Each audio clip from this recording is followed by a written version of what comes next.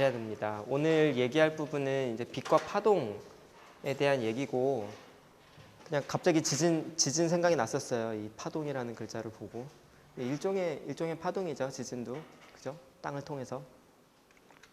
그래서 오늘 얘기할 거는 이제 빛과 파동이 될 거고, 지난 시간에 이야기했던 거 간단히 정리를 하면, 기본적으로 여러 가지 이제 광학 시스템에 대해서 얘가 어떻게 작용을 하는지 살짝 엿봤고요. 그래서 가장 우리가 흔히 생각할 수 있는 우리 눈의 구조, 그리고 왜 근신이, 뭐 원신이, 뭐 이런 것들 얘기를 했었고요. 그리고 심플 매그니파이어도 뭐 굉장히 간단하지만 굉장히 널리 사용이 되고 있는 광학 시스템이라고 볼 수가 있고요. 특히나 이제 이런 걸 이용을 해서 아이피스로 사용을 하고 있었고, 마이크로스콥이나 텔레스콥에서, 그래서 마이크로스콥은 작은 거를 저렇게 확대를 해주는 그런 디바이스였고, 텔레스콥은 굉장히 작은 빛을 모아서 그걸 또 확대해서 보여줄 수 있는 그런 디바이스였습니다. 오늘은 아버레이션에 대해서 이야기를 할 거고요.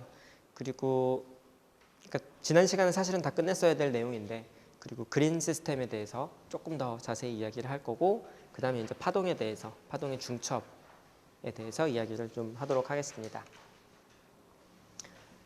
이 그림을 빼먹었구나. 그 지난 시간에 이제 허블 망원경 얘기를 했었죠. 그래서 허블 망원경을 이제 우주에 쐈는데, 실제 이제 별의 사진을 봤더니 원하는 만큼 별이 선명하게 보이지 않고 좀 뿌옇게 나오는 그런 부분들이 있었어요. 결국에는 이제 이 아버레이션 때문이었어요. 그러니까 그 굉장히 큰 미러를 제작을 하다 보니까 약간의 계산상의 오차로 인해서, 그래서 이제 거울이 우리가 원하는 모양대로 나오지 않고 약간 이렇게 휘어지니까 포인트에서 나온 점을 포인트로 모아주지 못하고 약간 이렇게 퍼지는 일부분이, 그 빛에서 그러니까 그 별 하나에서 들어온 빛이 한 점으로 모이지 못하고 그중 일부 에너지가 이렇게 퍼져버리는 현상이 있었는데, 그것도 일종의 이제 아버레이션이라고 할 수가 있습니다. 우리가 그 여러 가지 이제 계산을 할 때 뭐 포컬 랭스도 계산을 하고 상이 어디 생기는지도 계산을 하고 이제 계산을 했는데, 그때 활용을 한 것이 이제 페렉시얼 어썸션이라고 하는 것을 활용을 했어요. 그러니까 페렉시얼 어썸션은 옵틱 액시스에서 굉장히 레이가 가까우면, 그러면은 이제 스페리컬 서피스도 한 점을 한 점으로 모아주는 에이스페릭 서피스와 거의 동일하게, 그래서 한 점에서 나온 모든 레이들을 한 점으로 모아줄 수 있다, 가까우면 이라고 했는데, 사실 뭐 그 사인을 근사를 하면은 페렉시얼 어프록시메이션에서는 이 뒤를 완전히 무시한 거고요. 이렇게 시리즈로 표현을 했을 때 이 뒤를 완전히 무시한 거고, 이게 만약에 굉장히 작으면은 당연히 뒤가 뭐 거의 미미할 테니까 무시를 해도 되겠지만, 실제로는 이제 그 오차를 유발을 할 수가 있는 거죠. 그래서 얘도 이제 아버레이션을 유발하는 가장 뭐 큰 이유 중에 하나일 수도 있고요.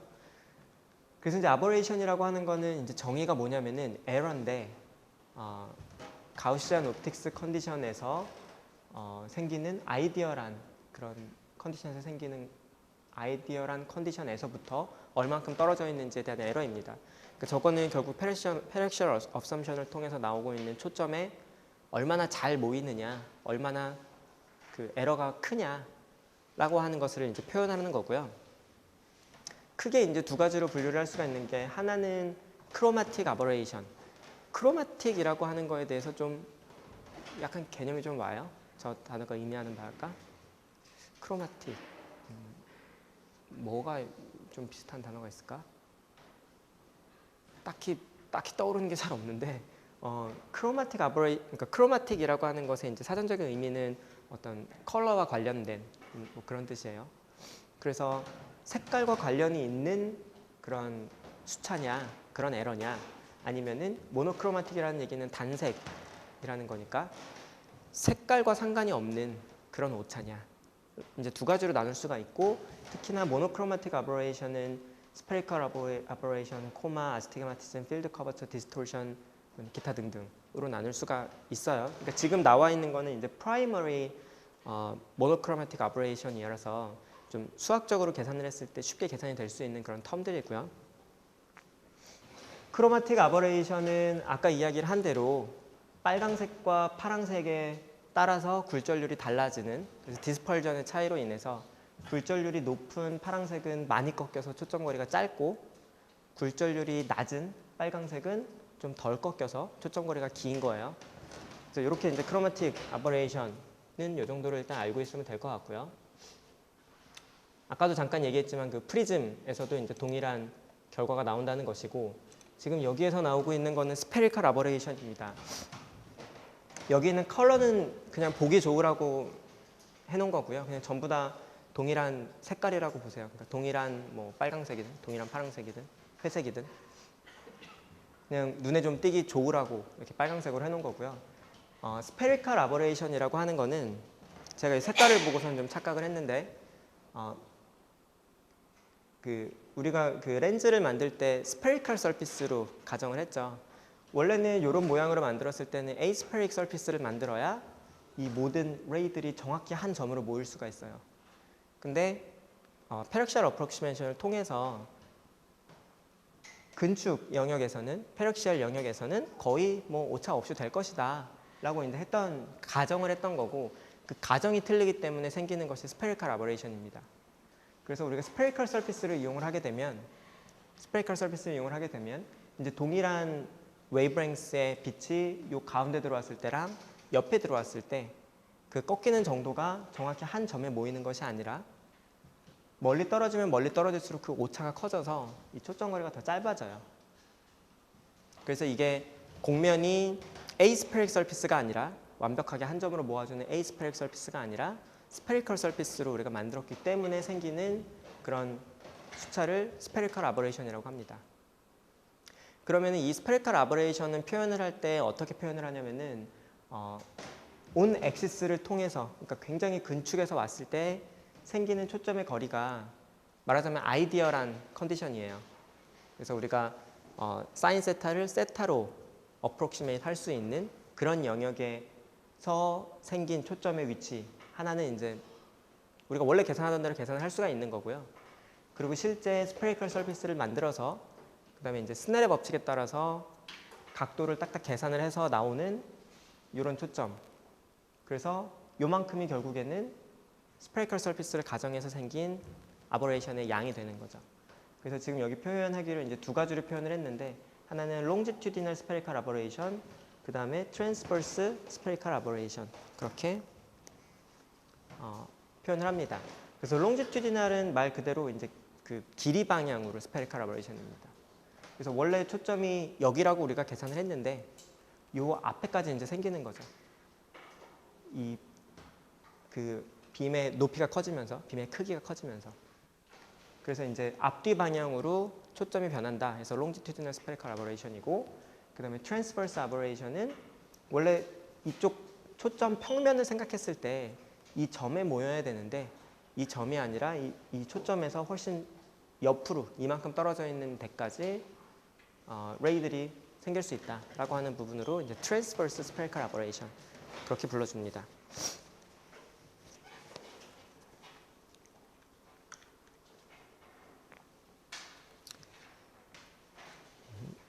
그것이 스페리컬 아버레이션이고, 두 번째 이야기할 거는 이제 코마라고 부르는 건데요. 코마라고 부르는 이유는 원래 한 점에서 출발한 것이 전부 다 한 점으로 모이는 것이 이상적인 경우인데, 이 경우는 한 점에서 출발한 레이들이 모이면 이런 혜성 모양을 만들어내요. 그러니까 스팟이 한 점으로 모이는 게 아니라 약간 혜성처럼 꼬리가 생기는 그런 모양을 만들기 때문에 코마 아버레이션이라고 부르고요. 그거는 왜 생기냐고 하면은 이게 그 포인트 오브젝트가 이 엑시스 상에 있는 것이 아니라 엑시스에서 어떤 각도를 가지고 오프 엑시스에 있는 어떤 오브젝트에서 빛이 오고 있을 때, 그럴 때 이제 코마가 생길 수가 있습니다. 그래서 그 이유는 보시면은 요쪽 요 빔이 이제 어떤 특정한 각도를 가지고 오고 있는데, 이거는 무한히 먼 어떤 곳에서 평행한 빔이 이제 오고 있는 거죠. 한 점에서 출발을 해서. 그래서 이제 세타라는 각도를 이쪽으로 가지고 있는 건데, 그러면은 이쪽을 지나고 있는 레이랑 이쪽을 지나는 레이, 이쪽을 지나는 레이가 전부 다 각도가 달라요. 이 스페리컬 서피스를 통과하는 각도가 다르게 됩니다.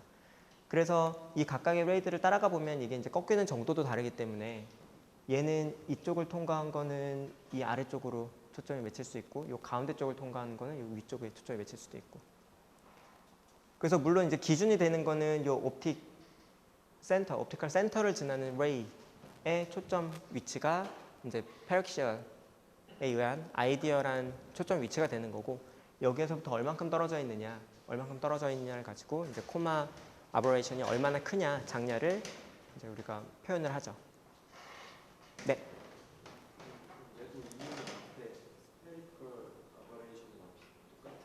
어떤 이유? 그거는 이 코마는 스페리컬 서피스가 아니더라도, 그러니까 에이스페릭 서피스를 사용을 하면 그러면은 그 온 엑시스 상에서 평행하게 온 모든 레이들을 한 점으로 모아줄 수 있어요. 근데 에이스페릭 서피스를 사용하더라도 일단 각도가 생기면 그 조건이 정확히 일치하지가 않게 돼요. 각도가 생기면. 그래서 이러한 각도로 인해서 이 위에 쪽이랑 아래 쪽에 비대칭이 생기잖아요. 그런 것들로 인해서 생기는 아버레이션입니다. 그래서 스페리컬 서피스이면 뭐 당연히 비슷한 게 생기는 거고, 그렇지 않더라도 이렇게 생기게 돼요.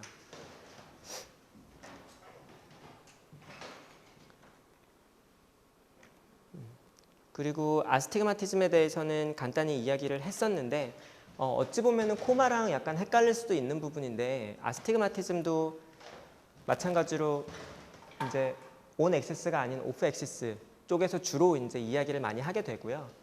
그때 여기선 중요한 게 뭐냐면은 이쪽 y축과 x축 상에서 바라봤을 때 그 초점의 위치가 다름으로 인해서 생기는 것이 이제 아스티그마티즘입니다. 이 수학적인 설명은 지금 다 빼먹고 있는데, 사실 요거를 수학적으로 다 설명을 할 수가 있어요. 어떤 경우에 아스티그마티즘이 되고 어떤 경우에 이제 그 코마가 되고, 이제 그런 수학적인 부분까지는 우리가 다 다루지는 않을 거고요.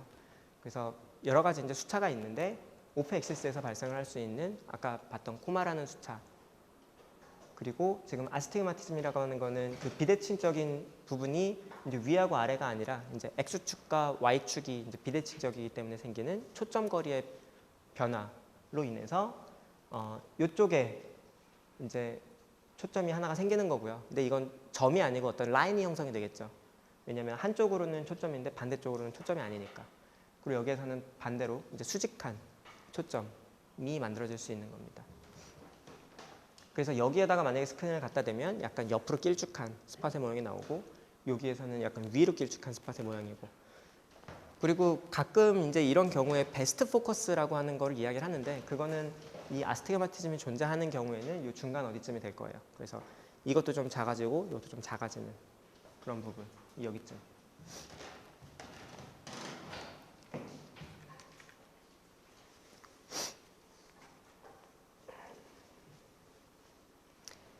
그리고 이제 필드 커버처라고 불리워지는 것이 있는데요. 요거는 이제 여기가 온 엑시스의 포컬 포인트일 때, 뭐 예를 들어서 아스티그마티즘이랑 코마가 어떤 이유에 의해서든 우리가 그걸 제거할 수 있었다고 하더라도 이런 경우가 발생할 수 있어요. 그 초점거리 자체가, 얘네들이 빛이 모이는 위치 자체 이쪽으로 좀 당겨지는 경우죠. 실제 요 거리를, 여기서부터 여기까지의 거리를 보면은 일반적인 그냥 그 파더티브 렌즈에 의해서 필드, 그러니까 이 각도가 생기게 되면은 이쪽 초점 거리가 앞으로 당겨지거든요. 그래서 이렇게 초점 평면을 연결해 보면 이렇게 공면 형태로 나타나게 됩니다. 실제로 하나의 그냥 그 플레인이 되는 것이 아니라. 그래서 이 각도에 의해서 초점이 앞으로 당겨지는 혹은 뭐 뒤로 밀어지는 그러한 초점 평면의 변화를 이제 필드 커버처라고 불러주고요. 지금 여기에서 보면은 이거는 그 오브젝트를, 어떤 포인트 오브젝트들이 필드에 쭉 있는 거를 사진으로 찍은 건데, 영상으로 찍은 건데, 얘는 초점이 맞는데 얘네들은 초점이 안 맞고 초점에서 좀 벗어나게 되는 것들을 확인할 수가 있죠. 그래서 왜냐면은 오브젝트도 플레인이고 우리가 바라보고 있는 뭐 예를 들면은 그 이미지 플레인 혹은 뭐 CCD 아니 필름 이런 것도 이제 플레인인데, 실제 상이 맺히는 거는 어떤 커버처를 가지고 상이 맺히기 때문에 얘네들은 초점의 위치에 놓여 있지 못하는 거죠. 그렇기 때문에 이 부분은 초점이 맞고 이 부분은 초점이 안 맞는, 주변 부분은 초점이 안 맞는 그런 현상이 일어날 수 있습니다. 그런 거를 이제 필드 커버처라고 불러주고요. 뭐 예를 들면은 이런 식으로 이제 표현을 하는데, 이것도 이 필드 커버처도 이제 그 이렇게 이제 수평하게 들어오는 빛이랑 수직하게 들어오는 빛이랑 초점의 위치가 달라질 수가 있어요. 이런 그 렌즈를 통과하는 비대칭성 때문에. 그래서 얘가 어떤 빔이 들어오느냐, 옆으로 들어오느냐, 뭐 이렇게 세워져 있는 빔이 들어오느냐에 따라서 달라지고, 이 초점이 원래 이제 그 평면에서부터 얼만큼 휘어져 있느냐라고 하는 걸 이런 그래프로 표현을 할 수가 있을 거예요. 그래서 온 엑세스에서는 전부 다 똑같이 초점의 위치가 같았는데, 그죠? 그 각도가 커졌더니 이렇게 들어오는 거, 이렇게 들어오는 거, 초점의 위치가 여기 달라지더라라고 하는 거를 필드가 각도가 커지면 커질수록 이 필드가 어떻게 휘는지를 이런 그래프로서 표현을 많이 합니다. 그래서 이게 완전 수직하면 필드 커버처가 없는 거고, 이렇게 휘어 있으면은 커버처가 뭐 이제 각도, 빔의 각도에 따라서 커버처가 이제 커지는 것을 표현할 수가 있는 거고요.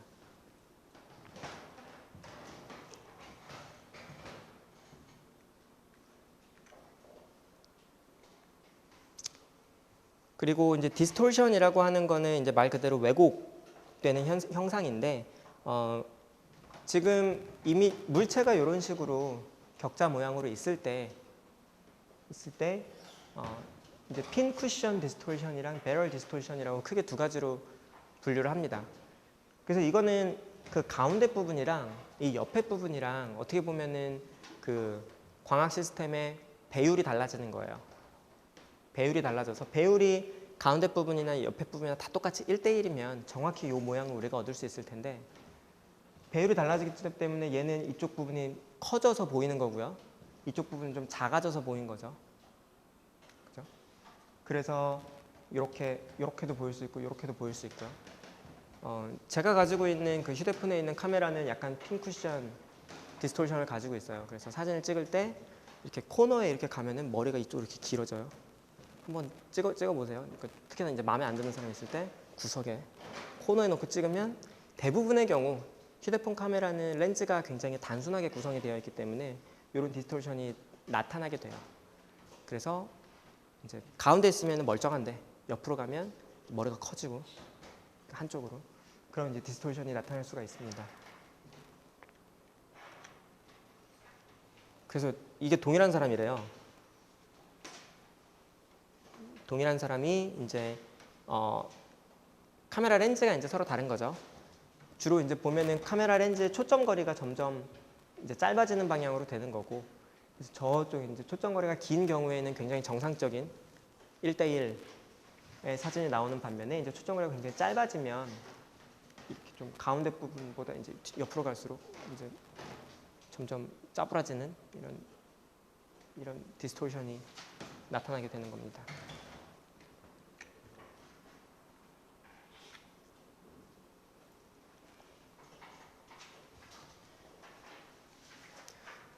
렌즈가 똑같더라도 디스토션은 그 스탑이 어디 있느냐에 따라서 영향을 받기도 해요. 그래서 만약에 그냥 렌즈로 저 물체를 이미지를 얻는다라고 하면은 그냥 렌즈 정 가운데를 스탑으로 생각을 하면은, 렌즈하고 아주 가까운 부분에, 그러면은 요 선을 지나간 게 그대로 오게 되기 때문에 디스토션이 굉장히 적은 영상을 얻을 수 있는데, 스탑을 여기에다 갖다 놓으면 이 가운데서 오는 거는 렌즈의 가운데 부분을 사용을 하고, 이렇게 각도를 가지고 어떤 높이가 있는 부분에서 온 레이는 렌즈의 어떤 주변 부분을 사용을 하게 되기 때문에, 이렇게 되면은 배럴 디스토션이 나타날 수가 있고요. 반대로 이 뒷부분에다가 어퍼처를 놓게 되면, 그러면은 또 이렇게 온 빛이, 어떤 각도를 가지고 온 빛이 이 센터를 지나갈 때 이 윗부분을 또 사용을 하기 때문에, 그럴 경우에는 핀 쿠션 디스토션이 나타날 수가 있습니다. 그래서 렌즈의 어느 부분을 사용하느냐에 따라서도 똑같은 렌즈를 가지고 이제 스탑의 위치만 가지고도 그 디스토션이 좀 달라질 수 있다는 부분도 알아두면 좋겠습니다.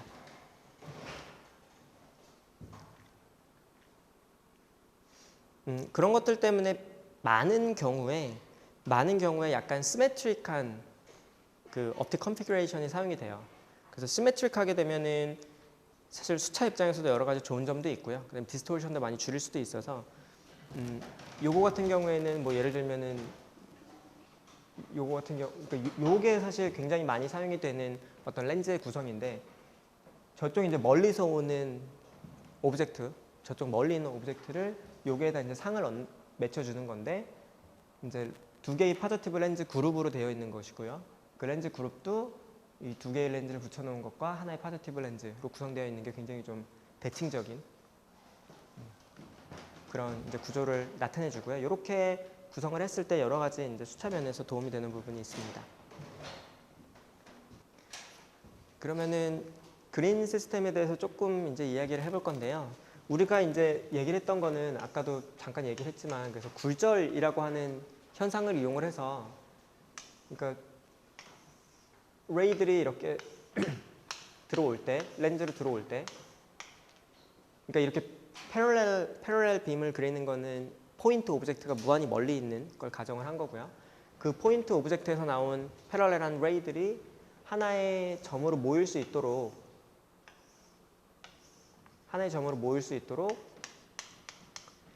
요 공면의 모양을 잘 디자인을 한 거죠. 근데 이제 우리가 페렉시얼 어프록시메이션을 가정을 하면은 이걸 스페리컬 서피스로 만들면 이러한 패러렐 레이들을 한 점에 모을 수 있겠다라고 해서 이제 렌즈라고 한 걸 만든 거고 요 면에서 레이들이 면과 만나는 데서 꺾이는 각도를 스넬의 법칙에 의해서 계산을 해서 이 초점 거리가 얼마겠다라는 것도 알 수가 있었고요. 근데 이 그린 렌즈라고 하는 거는 이거 이름은 gradient in the index of refraction. 그래서 어떤 얘는 refractive index가 균일한 거고요. 그린 시스템이라고 하는 거는 refractive index가 달라요. 가운데하고 주변하고 완전 끝에하고. 그게 이제 컨티뉴어스하게 바뀌는 그런 특성을 갖도록 이 머티리얼을 만든 거예요. 그래서 요거의 리프락티브 인덱스를 보면 저기도 이제 표현이 되어 있는데 요쪽은 리프락티브 인덱스가 좀 낮고 지금 요 그래프에서는 여기가 리프락티브 인덱스고 여기가 이제 어떤 반지름이라고 보면 여기는 인덱스가 좀 낮고 가운데 부분은 인덱스가 좀 높은 이런 그래프가 그려집니다. 그래서 여기는 인덱스가 좀 낮은 물질, 여기는 좀 인덱스가 높은 물질이 되도록 그렇게 이제 컨티뉴어스하게 변하는 그런 머티리얼을 만든 거고요. 그렇게 되면은 이렇게 들어온 빛이 어떻게 진행을 하냐면 이렇게 점점 꺾이면서 이 한 점으로 모일 수가 있게 됩니다.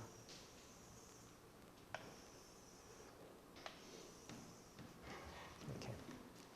그래서 생긴 거는 그냥 둥그런 막대기 형상으로 생겼는데 렌즈랑 똑같은 역할을 해줄 수가 있어요.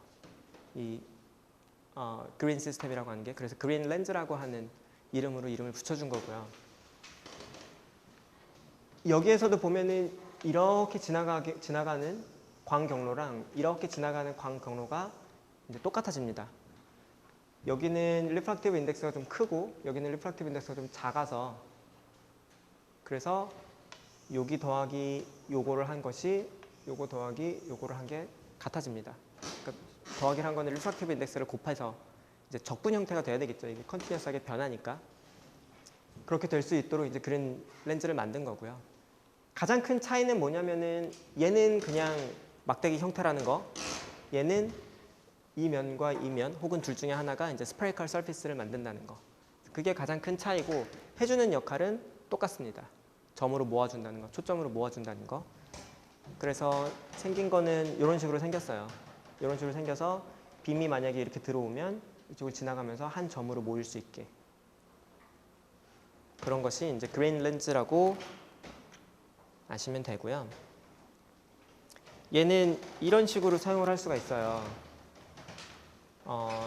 지금 뭐 0.5피치, 1피치 뭐 이렇게 되어 있는데 예를 들면은 요 파란색 요 점에서 나온 빔은 쭉 지나가서 다시 여기 초점이 만들어지고요. 또 쭉 지나가면 여기 다시 초점이 만들어져요. 그래서 어떤 형태냐면은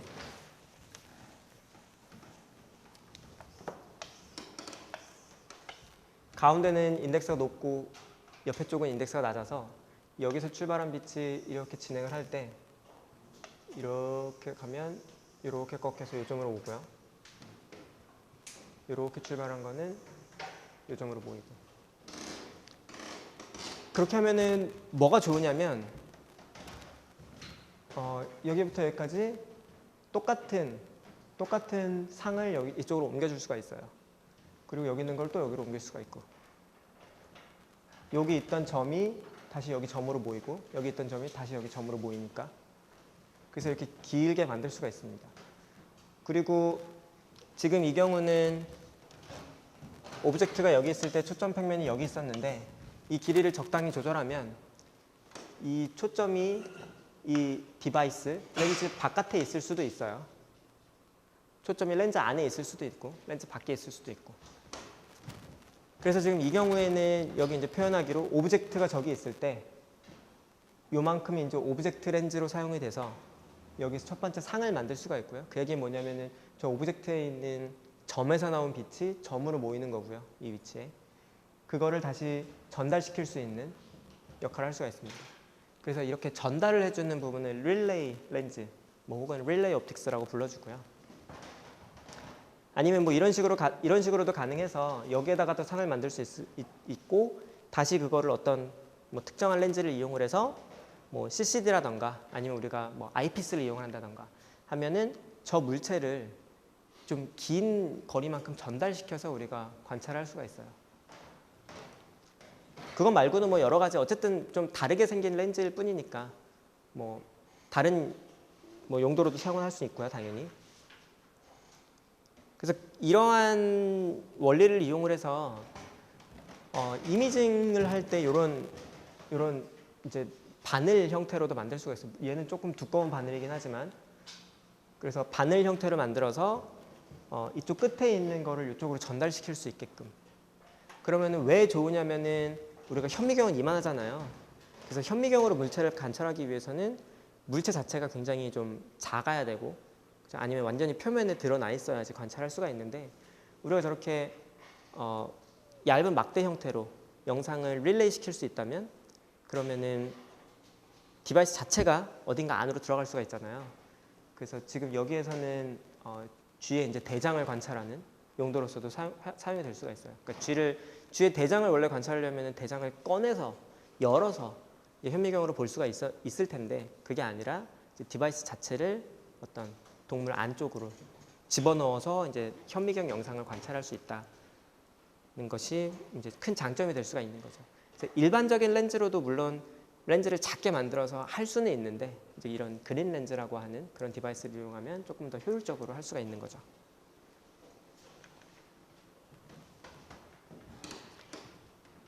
아니면은 광섬유라고 하는 디바이스랑 같이 이용을 해서 굉장히 플렉서블하게도 만들 수가 있어요.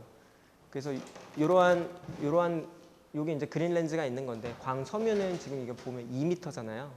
2m짜리 광섬유로 이제 이쪽 그러니까 이퀴먼트가 있고 커다란 이퀴먼트가 있고 빛을 광섬유를 이용을 해서 전달을 하고 그쪽에서 그린 렌즈를 이용을 해서 원하는 초점을 만들어주고 그렇게 하면은 광섬유는 이제 플렉서블하기 때문에 아까 이제 얘는 이제 리지드한 타입이 될 수 있는 거고요. 플렉서블하기 때문에 이런 식으로 어떤 사람 몸 속에 이제 삼킬 수 있으면 그러면 식도를 타고 내려가서 딱딱하면은 식도까지 내려갈 수가 없겠죠. 플렉서블하기 때문에 뭐 이런 식도까지 내려가서 그쪽에 이제 영상을 얻어서 다시 광섬유를 통해서 정보를 전달해주는 그런 이제 어플리케이션도 가능할 겁니다.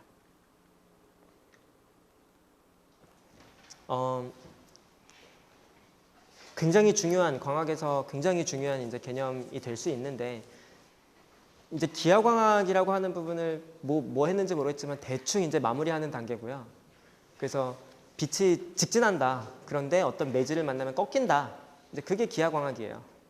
그걸로 인해서 이제 렌즈라고 하는 거를 이제 설명하는 약간의 수식이 있었어요. 그죠? 그 렌즈에 의해서 빛이 꺾이는 걸 이용을 해서 한 점으로 모아주는 역할을 이제 하고자 렌즈라는 걸 이용을 했었고, 지금부터 이제 이야기할 부분은 빛이 근데 파동이더라 라고 하는 특성을 이용을 해서 이 어떤 인터랙션 하는 부분들에 대해서 이야기를 할 겁니다. 그래서 뭐 여러분들 다 아는 이제 파동의 슈퍼포지션, 이제 중첩. 그래서 두 개의 이제 여기서는 라이트 웨이브라고 표현이 되어 있지만 라이트 웨이브가 아니라 이제 사운드도 마찬가지고 아까 잠깐 얘기했던 지진도 마찬가지고 어떤 파동이 웨이브가 이제 한 공간상에 만나게 되면 그러면은 뭐 이런 웨이브하고 이런 웨이브가 만나면 이거 두 개를 뭐 중첩시킨 이런 식의 결과를 얻을 수가 있다라고 하는 것이 이제 슈퍼포지션이고요. 이게 당연히 이제 우리 라이트 웨이브에서도 동일하게 이제 작동을 하기 때문에 이것으로 인해서 여러 가지 이제 현상들이 나타나고 그 현상들을 설명할 수가 있습니다. 그 중에서 우선 가장 쉽게 생각할 수 있는 게 이제 하모닉 웨이브 펑션이고요. 이건 기본적으로 그냥 사인파입니다. 그죠? 하모닉 펑션, 사인 펑션. 그래서 수식적으로는 여기 이제 앰플리튜드하고 사인의 공간에 대한 부분하고 그다음에 시간에 대한 부분 그리고 초기 위상 아니면 어떤 옵셋에 대한 얘기고요. 그렇습니다. 얘는 이제 어떤 공간을 정지해 놓고 보면은 이제 시간에 따라서 변하는 걸 볼 수가 있고요. 어떤 시간을 이제 딱 정지해 놓고 보면은 공간상에 어떻게 분포하고 있는지를 볼 수 있는 그런 펑션이 되고요. 뭐 생긴 건 저렇게 사인파처럼 생겼습니다. 사인파니까.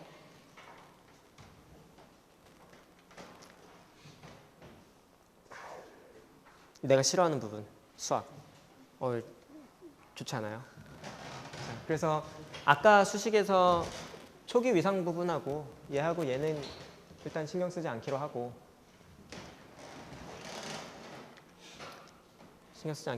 이렇게 표현을 하는데 이 K라고 하는 이제 propagating number라고도 하고 그렇게 이제 불려지는 거는 람다분의 2파이로 표현이 되고요. 람다는 웨이브랭스를 주로 표현을 해요. 웨이브랭스는 뭐냐면은 아까 이런 웨이브가 있을 때 요거의 주기, 그죠? 뭐 탑에서 탑까지의 거리를 재든 아니면 어쨌든 똑같은 위상, 뭐 A부터 C까지를 재든 뭐 여기부터 여기까지를 재든 거기까지 나오는 게 이제 람다 웨이브랭스가 되는 거고요. 우리가 보는 가시광선은 저 길이가 뭐 400에서 700 나노미터 정도였더라라고 하는 얘기를 많이 했었고요. 그래서 그 웨이브랭스의 이제 엽수에 해당하는 부분이 이제 K로 표현이 되는 거고요. 그래서 이 수식을 보면은 이 X라고 하는 거리가 람다만큼 지나가면은 위상이 똑같아지는 거죠. 사인 2파이니까. 또 거기에 또 람다만큼 2람다가 되면 또 위상이 그만큼 한 번씩 변하는 거고. 그렇게 표현이 되는 거 뭐 알 수 있을 거고요. 그 다음에 오메가 T 부분에서 이제 오메가가 타우분의 2파이로 표현이 됐는데 얘는 이제 템포럴 피리어드입니다. 그래서 지금 여기 보면은 뉴분의 람다로 표현이 됐는데 결국에는 뭐라고 해야 될까? 결국에는 이게 시간적으로 얼마나 빨리 왔다 갔다 하느냐를 표시해 주는 거죠.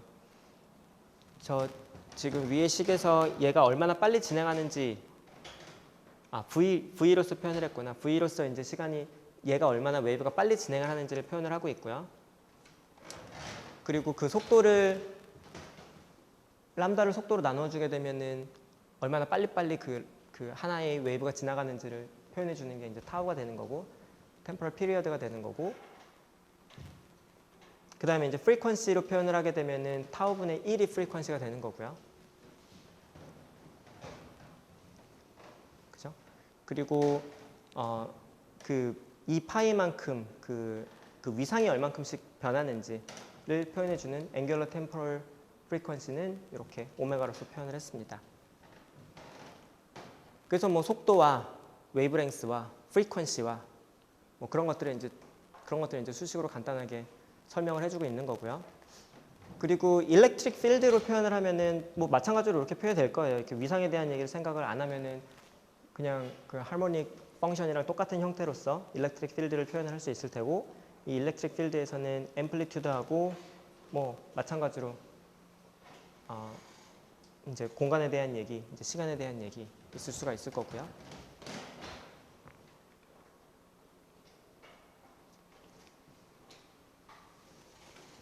그러니까 시간에 따라서 저렇게 움직이고 있는 거죠. 그죠? 저 하모닉 펑션을 이제 표현을 움직이다 마는 거. 그죠? 그래서 우리가 한 점에 대해서, 한 위치에 대해서, 위치를 고정하고 생각하면은 얘는 올라갔다 내려갔다 하고 있는 거고요. 실제로 이 웨이브는 진행을 하고 있는 거고요. 그 다음에 어떤 타임을 프리징하고 보면은 이런 사인파 형태가 공간에 이제 분포하고 있는 것으로 보면 되고, 뭐 이렇게 되는 거죠. 위상이 점점 변하면서 웨이브가 시간에 따라서 흘러가는, 방금 애니메이션으로 본 것으로 이제 하모닉 웨이브 펑션이 이제 진행을 하고 있는 것을 인식을 하시면 될 겁니다. 저 간단한 수식 표현, 아까 나온 저 하모닉 웨이브 펑션이랑 그래서 일렉트릭 필드를 어떻게 표현을 하는지에 대해서는 간단히 알고 계신 게 좋을 것 같고요. 그래서 이제 만약에 두 개의 웨이브가 중첩을 하게 되면 여기 만약에 Y1이라고 하는 웨이브랑 Y2라고 하는 웨이브가 서로 중첩이 되면 아까 봤던 그 두 개의 수식으로 표현을 해도 돼요. 그죠? Y1이랑 Y2를 이러한 수식으로 표현을 하면 돼요. 근데 그렇게 표현을 하면 나머지는 다 똑같고 이것만 180도가 달라져서, 그죠? 그러면은 이 사인 공식을 풀어보면 이게 마이너스 사인이 돼버리죠. 그래서 이거 두 개를 더하면, 위상이 다른 두 개를 더하면 0이 되죠. 그게 이제 그림으로 표현을 하면은 Y1이라고 하는 거랑 Y2라는 것이 합쳐져서 0이 되는 거고요. 그리고 Y1이라고 하는 거랑 Y2가 완전히 아이덴티컬 하면 그 두 개를 더하면 2배가 되는 거고요. 앰플리튜드가. 일렉트릭 필드가 이렇게 2배가 되고 없어지고, 아니면은 어떤 적당한 위상을 가지고 있으면 그 위상에 따라서 적당히 합쳐지겠죠. 이렇게.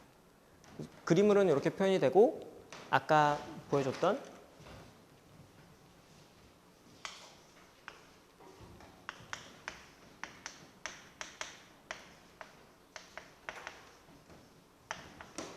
이렇게 된 거랑, 뭐 예를 들면 아까 그 상세 간섭이 되는 부분은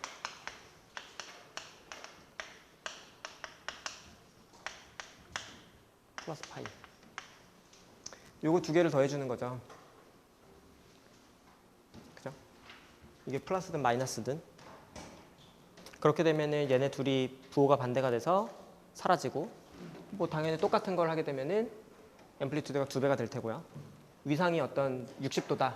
그러면 그에 따라서 두 개를 더하면 저런 빨강색과 같은 그림을 얻을 수가 있고요. 그러니까 이거보다는 이게 훨씬 이해하기가 쉽잖아요. 그래서 난 이게 더 마음에 들어. 아무튼 그렇습니다. 그래서 빛, 특히나 이제 일렉트로마그네틱 레디에이션은 중첩을 하더라. 그리고 에너지는 조금 이따 다음에 다시 이야기를 하도록 합시다. 그리고 이렇게 중첩에 대해서 이야기를 할 때 굉장히 중요한 것 중에 하나가 폴러리제이션이라고 하는 겁니다. 빛에 있어서. 빛은 여기 나와 있는 것처럼 트랜스버스 일렉트로매그네틱 웨이브라고 이제 이야기를 하고 있는데, 그게 뭐냐면은 이 웨이브가 옆으로 이렇게 진동을 하면서 앞으로 진행을 하는 거예요. 소리는 이제 롱지튜디널 웨이브예요. 소리는 이렇게. 근데 빛은 이렇게 진동을 합니다. 일렉트릭 필드가. 그래서 일렉트로매그네틱 웨이브는 폴러리제이션을 갖고 있습니다. 폴러리제이션이 뭐냐면은 얘가 이렇게 되느냐, 이렇게 되느냐. 그죠? 진행하는 방향에 있어서 X축, Y축이 존재를 하기 때문에 폴러리제이션이라는 게 존재를 하고요. 그 다음에 어쿠스틱 웨이브 아니면 뭐 사운드 웨이브라고 하는 거는 폴러리제이션이 없습니다. 왜냐하면 진행 방향이랑 바이브레이션 방향이 같고 이제 한 가지밖에 존재하지 않기 때문에.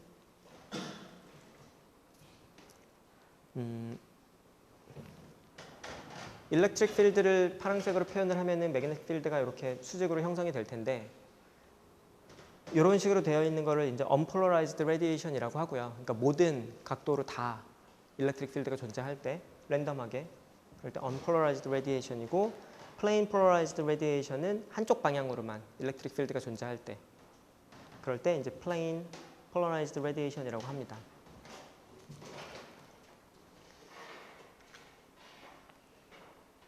그죠? 그래서 plain polarized 이렇게 돼 있는 거. 이렇게 돼 있어도 마찬가지고 45도로 돼 있어도 마찬가지고 어쨌든 한쪽 방향으로만 존재할 때. 그 다음에 circular polarization이라고 하는 것이 존재를 하는데요. 요거는 뭐냐면은 말 그대로 진행을 이렇게 하는 것 같았는데 이게 계속 돌아가는 거예요. 그게 어떻게 되냐면은 이거를 이제 벡터로 생각을 할 수가 있는데 요거 하나 있는 거 생각을 할 수가 있죠. 요거 하나. 그죠? 그러니까 이 다 반대쪽 생각을 하지 않고 그리고 그다음에 요거 하나만 또 생각을 할 수가 있을 거예요.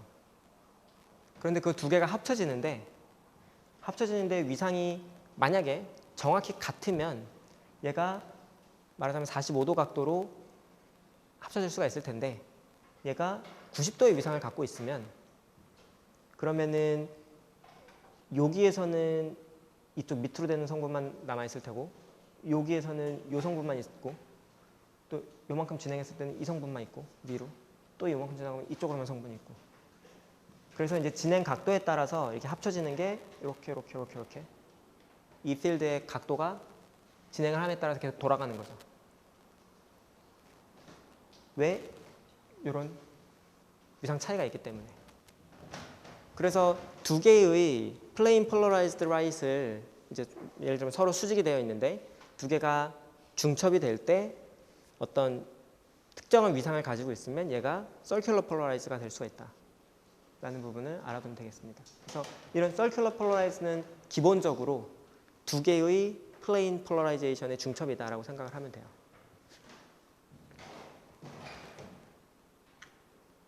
그래서 이렇습니다. 이 저 파랑색으로 되어 있는 plane polarized light이랑 이제 X축으로 plane polarized light이 있는데 잘 보면 두 개 위상이 90도 차이가 있어요. 그래서 그 두 개를 합쳐 보면은 X, Y 방향으로 이렇게 뱅글뱅글 돌아가는 일렉트릭 필드가 형성이 됩니다. 진행을 하면서. 그래서 저것이 말 되죠. Circular Polarized Light이고요. 위상이 이렇게 되느냐 이렇게 되느냐에 따라서 왼쪽으로 돌아갈 수도 있고 오른쪽으로 돌아갈 수도 있어요. Elliptical Polarization은 Circular랑 굉장히 비슷한데 Circular는 이게 서클이 되려고 하면 이 X축이랑 Y축의 앰플리튜드가 같아야 되고 위상이 90도 차이가 나야 돼요.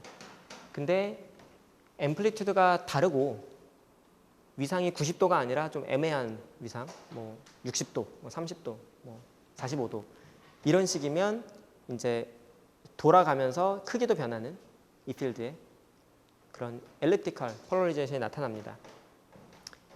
그 일반적으로 엘립티컬 폴러리제이션으로 이 폴러리제이션을 표현할 수가 있고 리니어한 거하고 서큘러한 거는 좀 극단적인 예예요. 예를 들면은 이거 위상이 완전히 같다던가 위상이 같으면은 얘가 커지면 얘도 커지고 얘가 작아지면 얘도 작아지기 때문에 벡터로 합치면 이렇게 됐다가 이렇게 됐다가 그죠?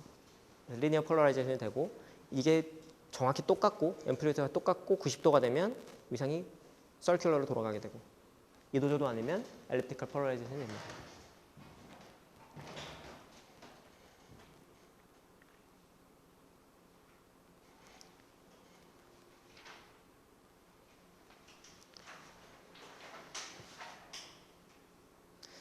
다음 시간에 이제 폴러라이저에 대해서도 배울 텐데, 그러니까 그러면은 어떻게 이걸 폴러라이제이션을 시켜주느냐라는 거에 대해서도 배워줄 거고, 이걸 이용해서 뭘 할 수 있느냐, 왜 하느냐 이런 것도 좀 다루게 될 거고요. 일반적인 라이트 소스는 여기 보면은 very large number of randomly oriented atomic emitter라고 되어 있습니다. 그러니까 굉장히 많은 숫자의 이 빛을 방출하는 그런 에미터, 그러니까 방출하는 그런 물질들로 이제 이루어져 있는데 randomly oriented 되어 있다. 그래서 저 전구에서는 이제 필라멘트가 있어서 그 필라멘트에서 이제 전기를 가해주면은 빛이 나오는데 걔네들이 오리엔테이션이 되어 있지가 않고요. 그래서 빛을 방출할 때 각각 하나하나를 보면 애톰들을 보면 이렇게도 나오고 이렇게도 나오고 다 나오는 거죠. 다 나오는 게 랜덤하게 합쳐지기 때문에 unpolarized light이라고 불러줄 수도 있고요. 아니면 randomly polarized light이라고도 불러줄 수가 있어요. 반면에 레이저는 얘네들이 잘 정렬이 되어서 한쪽 방향으로 빛을 쏴줄 수가 있습니다. 이제 뭐 디바이스마다 다르지만 그래서 linearly polarized 빛도 레이저를 이용을 하면 얻을 수가 있어요. 좀 자세한 설명이 나오는군요. 그래서 뭐 수치적으로 좀 표현을 하자면은 각각의 excited 아톰이 빛을 방출하는데 polarized 되어 있는 웨이브 트레인, 이 말이 좀 의미가 어떻게 올지 모르겠지만 폴러라이제이션이 좀 유지가 되는 그런 어떤 하나의 단위, 그러니까 진행하는 그런 거를 이제 웨이브 트레인이라고 부른 거예요. 그것이 대략 뭐 말하자면 10의 8승 초 정도 동안은 폴러라이제이션이 유지되어 있는 걸로 이제 진행이 돼요. 그러니까 지금 요 그림인데 내추럴 라이트에서 이제 개념적으로 좀 표현을 한 거예요. 유지가 되는 폴러라이제이션이 유지가 되는 게 이제 10의 8승 정도는 유지가 되는데 이제 그런 것들이 랜덤하게 많이 섞여 있는 거죠.